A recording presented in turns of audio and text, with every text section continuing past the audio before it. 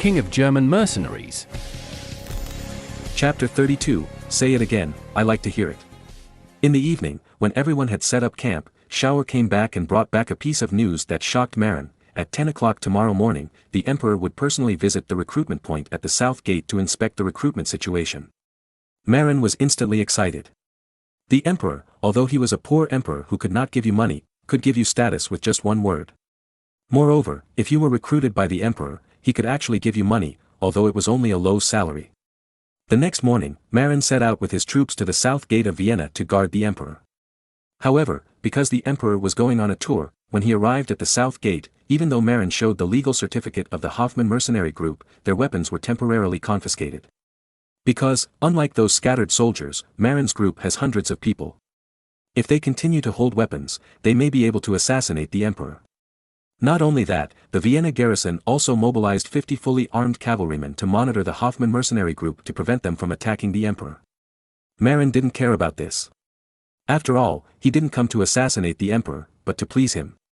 He asked all members of the Hoffman mercenary corps to line up in an orderly formation on the side of the avenue. Beside him were 50 Viennese cavalrymen who were watching him eagerly. At this time, it was already around 9 o'clock in the morning. The pocket watch that Marin carried with him, which was about the same size as an alarm clock, also told him that it was 9 o'clock in the morning. Speaking of which, pocket watches are really a rip-off these days. Marin went to buy a pocket watch happily, but ended up buying a pocket watch that was about the same size as the alarm clock he used to wake up when he was a child in his previous life, or it would be more appropriate to call it a pocket clock. Although springs have begun to be used, they are currently limited by technical conditions and cannot be made very small. It is said that some skilled craftsmen can make pocket clocks smaller. But obviously, there are no such craftsmen in Austria. It seems that the powerful craftsmen are in Nuremberg and Cologne. As for Switzerland, the birthplace of famous watches in later generations, the watch industry had not yet developed at this time. It seems that it was not until Calvin, the founder of the Christian Calvinist sect, banned the wearing of jewelry in Switzerland that the Swiss people figured out how to make watches into exquisite wearable accessories. Then, the famous Swiss watches came into being. However, that was decades later.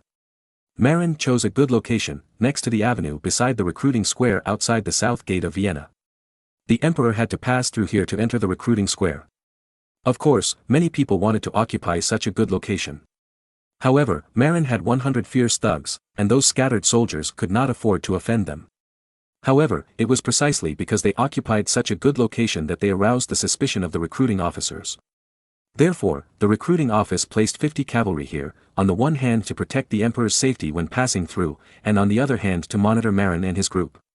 At 10 o'clock in the morning, the Emperor's procession appeared outside the south gate. The Emperor came in a carriage, but his carriage was surrounded by tall and strong German knights, all wearing plate armor. Even if you want to assassinate the Emperor, you have to get through the steel wall around you first. When the Emperor arrived at the square, the place was immediately in an uproar. The thousands of people present were all agitated. Many people began to shout and yell, trying to get the Emperor's attention. Long live the Emperor! Long live the Holy Roman Empire! I'm Joel. I'm Hansen. When the Emperor's motorcade passed near Marin, Marin suddenly raised his right hand forward and gave an ancient Roman salute similar to the Nazi salute. The Nazi salute was learned from the ancient Roman salute. Then he shouted, "Hi, Holy Rome!" As soon as they saw the leader move, more than 100 men in white vests stretched out their right hands, saluted in ancient Rome, and shouted together, "Hi, Holy Rome!" The movement of the Hoffman mercenary group startled the 50 cavalrymen nearby. They all drew their sabers, as if they were facing a great enemy. Even the knights guarding the Emperor drew their knight swords, wanting to protect him. But they soon discovered that it was just a group of young men in white vests on the roadside who were saluting the Emperor, so they breathed a sigh of relief. However, the movements and sounds of more than 100 people in Marin were too eye-catching. Even Emperor Maximilian I in the carriage looked curiously through the window of the carriage at the more than 100 people standing upright and saluting on the roadside. What a neat army! Which unit is this?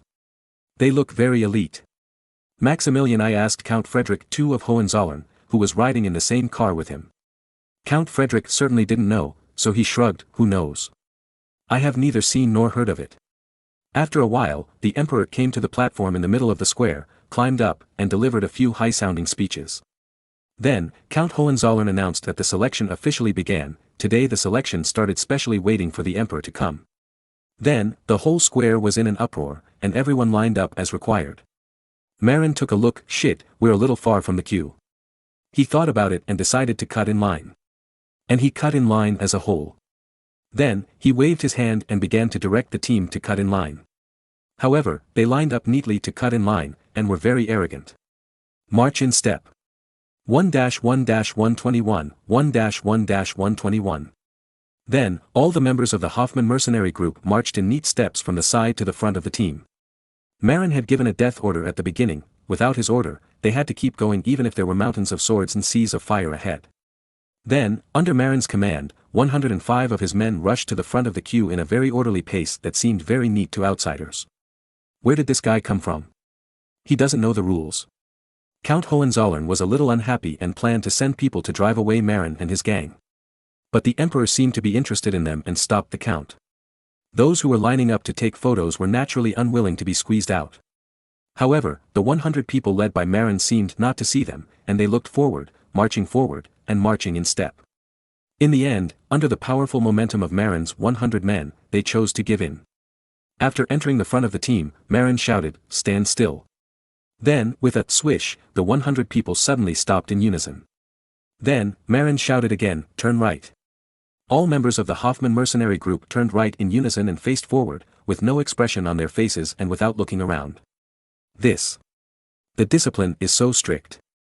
If they were disciplined, they wouldn't have cut in line, and they cut in line as a whole. Count Frederick was speechless. You cut in line in a neat queue to show that your team is disciplined? You cut in line when your team is disciplined? Count Hohenzollern didn't want to say anything at this time. By the way, Frederick, is this team here to apply? Why didn't such a strong team contact you directly, but came to participate in the selection? Perhaps, their leader can't get in touch with me. Frederick was also uncertain. Although he was a little angry about the team's unruly behavior, he had to admit that in terms of discipline alone, this small team was definitely top-notch. At least, it was better than most German troops. What the Emperor and the Count didn't expect was that Marin hadn't finished his troubles yet. After he had snatched someone else's registration spot, he didn't register immediately, but started to put on a show. He raised his hand again, saluted in a Roman military salute, faced the Emperor's platform, and shouted, "All members of the Hoffman mercenary group serve His Majesty the Emperor. May our great Holy Roman Empire be invincible and victorious in every battle. Hail, Holy Rome!" Then, as if by reflex, all 105 of his men stretched out their right hands, saluted in a Roman salute, and shouted, "Hi, Holy Rome! Hi, Holy Rome!" Then, Marin, regardless of the fact that the recruiter had not yet recruited him, began to swear allegiance to the Emperor. He faced the high platform where the Emperor was, raised his right hand, and began to swear, "I take it as my life's honor to be a brave and loyal warrior of the Holy Roman Empire." Afterwards, all members of the Hoffman mercenary group raised their right hands in unison, palms facing forward, as if by reflex, and swore in unison, "I consider it my life's honor to be a brave and loyal soldier of the Holy Roman Empire. Every comrade is my brother, regardless of origin or status. Swear allegiance to the Emperor until death, the Emperor's will is above all else." Marin quickly followed up the Emperor's order, "Above all truth and law. Hail, Holy Rome!" the soldiers shouted in unison. For a moment, everyone in the square was stunned. Where did these crazy fans of the Emperor come from? Emperor Maximilian I on the platform was stunned for a while, then suddenly became excited. "That's very well said. The Emperor's orders are above all truth and law. I am very pleased, very pleased. Which emperor doesn't want his word to be final?" Although Count Frederick despised the shameless flattery of Marin and his gang, as the Emperor's favorite, he could not undermine the Emperor, so he had to agree. Suddenly, the Emperor suddenly said, "Frederick, tell them that I like this oath very much. Let them swear again. I accept their allegiance, do it again." "Yes. Do it again. Why don't you investigate? Is it necessary? Looking at their formation and the appearance of the team, we can tell that this is a strong army." "Okay." As the Emperor's favorite, Frederick understood that Marin and his gang had flattered the right people. His Majesty the Emperor seemed to like this very much and liked this oath very much. Then, Marin led 105 men, except Kohler who was looking after the supplies and weapons, and swore an oath to the Emperor again in front of tens of thousands of people without blushing or beating his heart. The most exaggerated thing was that Marin looked at the Emperor with fanaticism, just like a super loyal minister who dared to die for the Emperor. Most of the onlookers were shocked, and even a big shot like Count Frederick was complaining in his heart, this kid is amazing. His flattery skills are no less than mine. Chapter 33, Officially Becoming a Knight. Marin and his brothers swore loudly again, which made Emperor Maximilian I feel extremely comfortable all over, as if he had eaten ice cream on a hot day, and he felt happy in his heart. This oath is good. Let's use it when the army swears allegiance in the future. After he finished speaking, Maximilian I instructed Count Frederick. This is not so good. Count Frederick felt that the oath was too corny. Moreover, the sentence, "the emperor's orders are above all truths and laws," would definitely make the bigwigs in the imperial parliament unhappy. You know, the bigwigs in the imperial parliament are the spokespersons of the so-called imperial law. Above the law means that they do not take the imperial parliament seriously. However, since the emperor is happy, so be it. Anyway, the relationship between the emperor and the imperial parliament was not good. Moreover, the salaries of the emperor's army are not borne by the imperial parliament. Only when the war is expanded, the imperial parliament needs to increase war taxes. Once the emperor was happy, Marin's application was easy and he was approved directly. Although many people were dissatisfied, what could you do? Oppose the emperor. Then, the emperor, in a happy mood, summoned the so-called young talent Marin. It turned out that Marin was an excellent actor. After the body search, as soon as he stepped onto the podium, Marin's expression changed immediately. He was just like those crazy fans in later generations who met their idols in person, and he almost pounced on them. Then, like a pilgrim, Marin half-knelt in front of Maximilian I with admiration on his face, and was about to kiss the emperor's boots. This was a courtesy that only nobles had when they met the Pope. Of course, this scene would sometimes appear in the knight's promotion ceremony, indicating the knight's submission and obedience to the Lord. Maximilian I was a little stunned. Kissing feet is the highest form of submission in the Christian world. This little knight in plate armor is so pious to me. On the other hand, Count Frederick of Hohenzollern curled his lips secretly. This guy is really shameless, extremely shameless, even more shameless than me. Rise up, my subject, what is your name? Marin von Hoffmann, the apprentice knight of the Kingdom of Mark, salutes His Majesty the Emperor.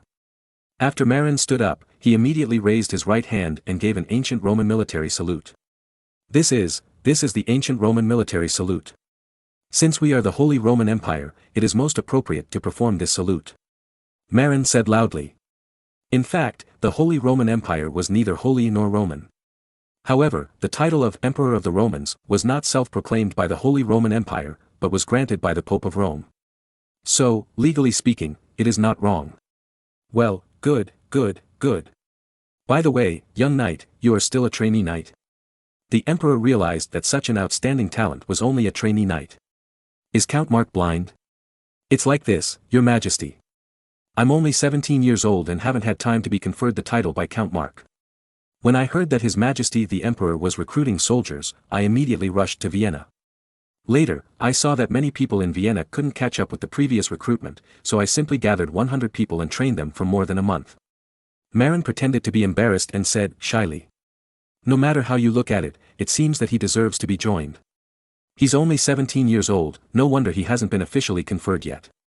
Maximilian I regarded Marin as the eldest son of the Hoffmann family. In fact, Marin was the second son and was not even qualified to meet Count Mark. What? You said you only trained these 100 men for more than a month? Count Frederick of Hohenzollern next to him exclaimed. Originally, Frederick thought that this team was brought by Marin from his family, and should have been trained for a long time, otherwise their movements would not be so uniform. Unexpectedly, they had only been trained for more than a month. Therefore, he was somewhat shocked by Marin's training ability. More than a month. Maximilian I was also somewhat shocked. He was not an emperor who did not understand military affairs, and he knew how difficult it was to train. Just to let those lowly soldiers figure out the left and right would probably take a month, not to mention other training. Only the children of nobles with higher quality were easier to train. And the children of nobles could not be ordinary infantrymen in this era. Therefore, Marin's ability to train soldiers suddenly became more prominent.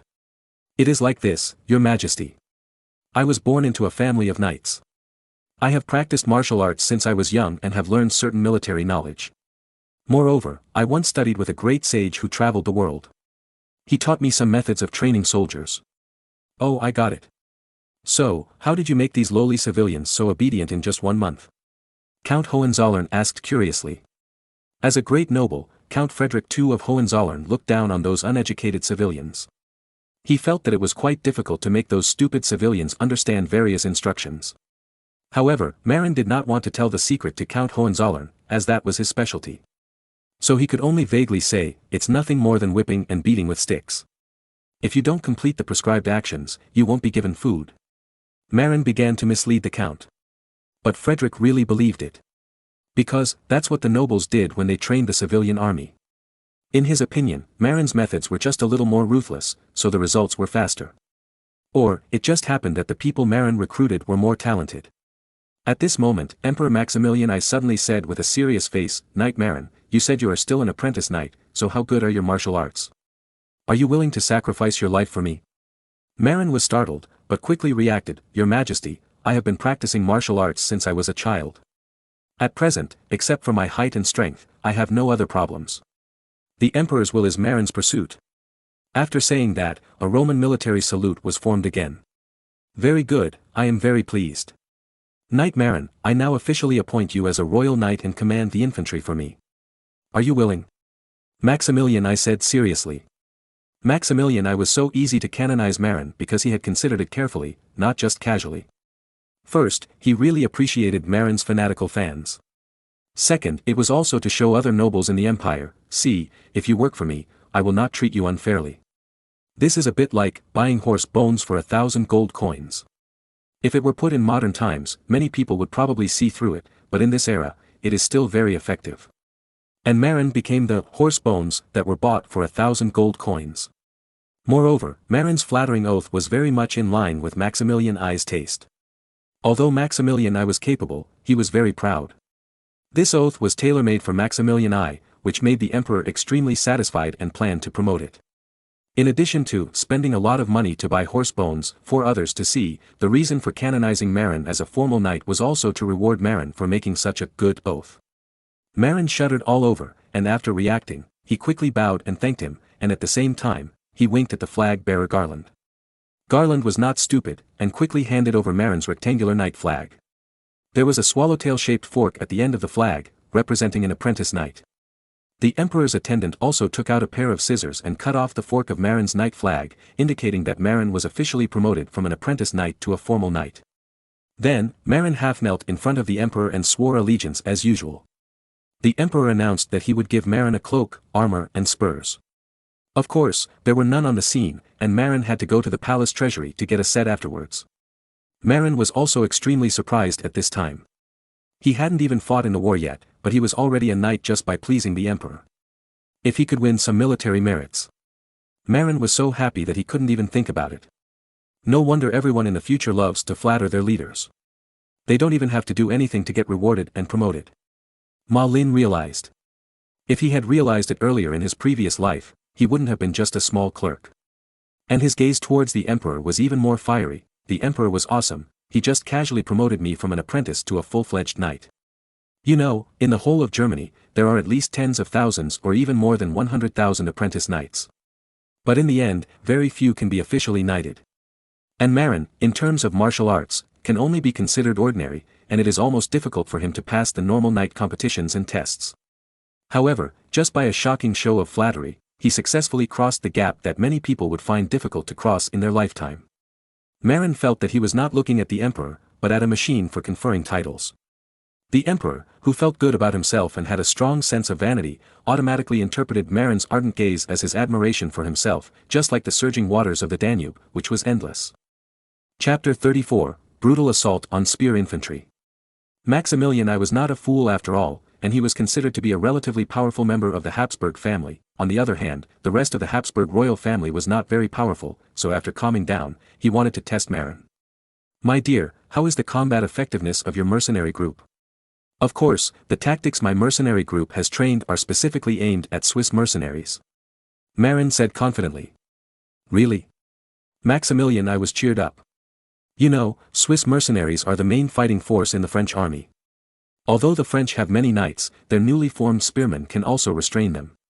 The Swiss spearmen were not only good at defending against the knights' attacks, but also able to launch attacks, making them the top force in Europe at that time. Moreover, the emperor himself had a grudge against Swiss mercenaries. His father-in-law, Charles the Bold, was killed by Swiss mercenaries. Large tracts of territory of the Duchy of Burgundy also fell into the hands of the French with the help of the Swiss. Even the Eagle Castle in the Swiss canton of Aargau, the birthplace of the Habsburg family, fell into the hands of the Swiss. In fact, Swiss spearmen dominated Europe for decades after the Battle of Nancy, until they were trampled under the feet of German mercenaries who used muskets on a large scale and learned the Spanish phalanx. The specific commander was George Frundsberg, the father of German mercenaries. In other words, the Swiss spearmen were very good at close combat, but were afraid of long-range attacks. In particular, the Spanish phalanx's musket were powerful enough that even the Swiss wearing plate armor could not stop them. Marin's temporary solution used bows and arrows instead of more powerful muskets. However, most Swiss spearmen were poor and could not afford expensive plate armor. Therefore, the bow and arrow formation is very lethal to the Swiss spearmen wearing cloth or leather armor. When the Swiss spearmen are shot to death, they will learn from their mistakes and spend a lot of money to equip breastplates. It doesn't matter. At that time, Marin will just switch to a musket and continue to kill and crush them. In order to verify whether Marin was bragging, Count Hohenzollern decided to conduct a live-fire confrontation exercise to see whether Marin was bragging. So, Marin went to the recruiting office to get 80 long sticks and took back his 20 hunting bows. Bows and arrows. Aren't they going to be eliminated soon? They can't shoot through plate armor. Count Frederick was a bit Spartan. In Europe, the appearance of plate armor greatly reduced the killing power of bows and arrows. Therefore, bows and arrows gradually lost their importance. Only in the battles between low-class civilians, bows and arrows were still popular. Because low-class civilian soldiers were unable to equip plate armor and had low protection against bows and arrows. For nobles and knights, the threat of bows and arrows was really limited. "My Lord Count, our archers are not shooting at the French plate knights, but at the Swiss mercenaries," Marin reminded. "How do you mean?" The emperor was also very curious. "Your Majesty, most of the Swiss mercenaries are poor mountain people. Do they have the money to buy plate armor?" The emperor and the count both shook their heads. "That's it. Since these poor Swiss people don't have money to buy plate armor, can they withstand the attack of bows and arrows?" The emperor and the count shook their heads again. "That's why I said this formation is specifically designed to counter Swiss mercenaries." The mercenaries under Marin all picked up wooden sticks as spears, and used arrows without arrowheads from the ox carts as bows and arrows. These headless arrows were what Marin usually used to train these guys, in order to avoid casualties during training. Even for safety, the arrowheads of these headless arrows were wrapped with rags to reduce the impact when shooting. When both sides lined up, Count Frederick frowned and said, "Knight Marin, why is your battle formation so thin?" Including archers, Marin's battle formation only had 3 rows, so Count Frederick was naturally dissatisfied. "My Lord Earl, I also want to do something thicker, but unfortunately I don't have enough money. You know, for more than a month, I have been paying for these bastards out of my own pocket." Marin said speechlessly. Because of the heavy training, although Marin took people hunting to share some of the meat pressure, this group of idiots still spent 4 marks of Marin on food every day, a full 640 pfennigs, an average of 4 pfennigs per person per day. At this time, the civilians in the empire only earned 2 pfennigs per day. In other words, the daily food and drink consumption of this group of gluttons is more than 3 times the income of ordinary people. Considering that Marin was only born into a knight family and it was not easy to support 100 people, the emperor and the count kept silent. To be fair, Count Frederick also sent out 100 old mercenary spearmen to form a Swiss phalanx, which was about the same thickness as Marin and his men. But before the match, Marin asked for a 1-hour delay. Then, the emperor and the count were surprised to see that Marin ordered his men to take out 40 engineer shovels. The emperor and the count did not know what these were, and began to dig trenches in front of the battle line. The emperor and the count rode up to the front and asked Marin, "Knight Marin, are you digging a ditch?" "Yes, your Majesty, Lord Earl, the trenches can hinder the enemy's charge, whether it is knights or infantry, the charge will be hindered." Then, the emperor and the count saw 2 trenches only 2 meters apart in front of Marin's battle formation. The trenches were not deep, but relatively wide. It was expected that the enemy would not be able to jump over such a wide trench at once after rushing up. Then, they saw that Marin ordered his men to insert wooden stakes diagonally forward along the trench near the battle formation. Is this the English way to fight against the French knights? Maximilian I was more discerning and saw at a glance that this was the English longbowmen's way of blocking the French knights' charge. The difference was that the English wooden stakes were directly inserted into the ground in front of the battle. Marin's wooden stakes were inserted into the trench. If the enemy wanted to charge, they not only had to jump over the trench, but also had to avoid the stakes on the trench, which greatly increased the difficulty. Sure enough, before the exercise began, the German spearmen led by a Swiss mercenary officer looked at the two trenches and the spikes in the distance with confusion. In fact, what makes them shudder is still to come. When the exercise officially began, the two teams were 100 meters apart. According to Marin's request, they were the defenders, while the 100 spearmen on the opposite side were the attackers. Their weapons were also wooden sticks without spearheads. When the Swiss officer gave the order to attack, this group of well-trained German spearmen, lined up in neat rows, began to advance slowly towards Hoffmann's mercenary group. After entering the distance of 80 meters, it is estimated that the archers have the killing power and the hit rate. At Marin's command, 20 archers draw their bows one after another.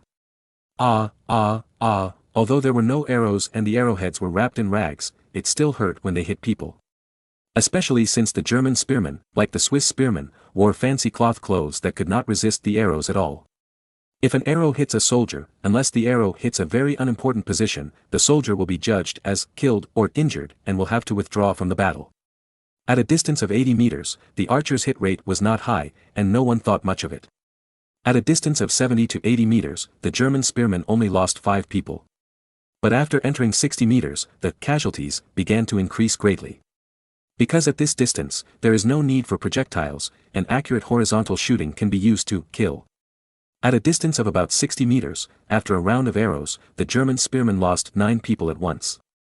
This was because the spearmen happened to block some of the arrows with their spears. After all, so many spears also have a certain defensive area. After entering 50 meters, it is simply giving away heads. At a distance of 40 to 50 meters, the archers of the Hoffmann mercenary group fired 2 rounds of arrows, knocking down 20 people. By the time the German spearmen got within 10 meters, only 40 of the 100 were left.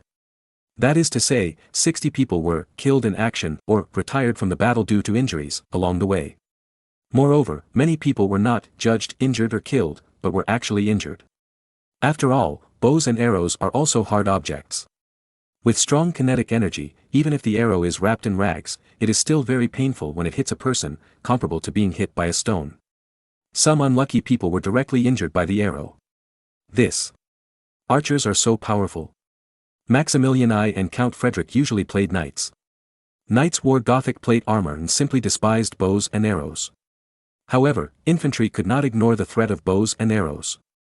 Although Count Frederick had commanded spearmen, he was fighting against the spearmen on the opposite side and had never encountered an organized archer. Therefore, he had never seen such a strong killing force of bows and arrows. In fact, in this era, except for the wretched Britain, which had a large number of archers, other countries actually did not have large-scale archers. Because the difficulty of training archers is no less than that of knights. If you have the spare time, you might as well train more knights. Therefore, there are relatively few countries that have archers. After plate armor replaced mail armor, the protection against bows and arrows was greatly improved. Therefore, no one is willing to train archers in large numbers. Originally, in the early stage of the Anglo-French War, many countries imitated the outstanding performance of English longbowmen and formed archery units. But after the English were defeated, no one learned from them, and the temporary archery units were disbanded. The 40 surviving spearmen, led by a Swiss officer who also survived because he was wearing breastplate armor, began to attack the Hoffmann mercenary group's line. However, when they got closer, they were a little dumbfounded. 2 wide trenches blocked them. It didn't seem like much from a distance, but when they actually attacked, they felt the trouble. The trenches dug by Marin were not deep, only 40 centimeters deep, but 2 meters wide. 2 2-meter wide trenches, plus a 2-meter distance between the trenches, made the 6 meters in front of the Hoffmann mercenaries abnormal ground. If they wanted to rush through, they had to go down the first trench first and then climb up. However, the length of the spears, long sticks, of both sides was 6 meters. When the people on our side had just climbed over the second trench and stood on the 2-meter wide ground between the 2 trenches, before they could stand firmly, the spears of the other side stabbed at them one after another. Our warriors tried to block and push away the opponent's spears, but before they could stand firm, the opponent's spearmen were already waiting for them. How could they fight with the opponent if their lower body was unstable? Therefore, a large number of casualties occurred again. Well, when the Swiss officer and the remaining 30 men found a stable foothold on the 2-meter wide ground, the Hoffmann mercenary group retreated 2 steps as a whole, not giving the stable German spearmen a chance to stab each other. Then, the archers, who had rested for a while, started to kill their opponents again in the gaps deliberately left by the front row. The German spearmen were helpless against the wooden stakes scattered all over the ground. If you tried to pull out the stakes, the spearmen on the other side would definitely take the opportunity to stab you. Not only that, if you wanted to pull out the stakes, you had to go down to the second trench first. Once you went down to the trench, the other side would be able to stab you or shoot you from above.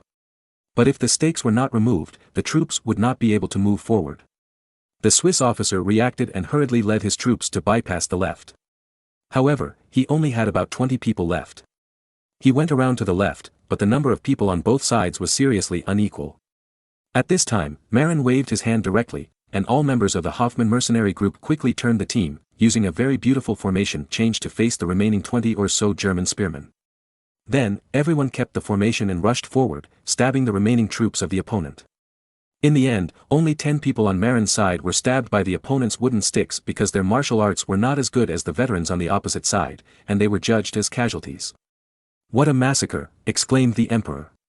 Yes, it is indeed difficult for soldiers without plate armor to resist the arrow array. But if they rush in close, the archers will be useless. Huh, Frederick, don't you see? Your spearmen can't kill the archers. Because there are 2 rows of spearmen standing in front of them. That's true, but, Your Majesty, in a real battle, the number of troops will be much greater than this. There are only 2 rows of spearmen in front, which is far from enough to protect the archers. Marin also said that he had no money, so he only hired so few people. If he had enough manpower, I think he would definitely not put so few people in the front, right? Maybe. The defensive tactics of those 2 trenches are also quite good. It is difficult to break through head-on. Even if the knights charge, it is extremely difficult to break through. That's true, but you can go around to the flank. Just like the Swiss did at the end. Yes, that's right. However, let's first ask Knight Marin how he would deal with the enemy's flanking attack.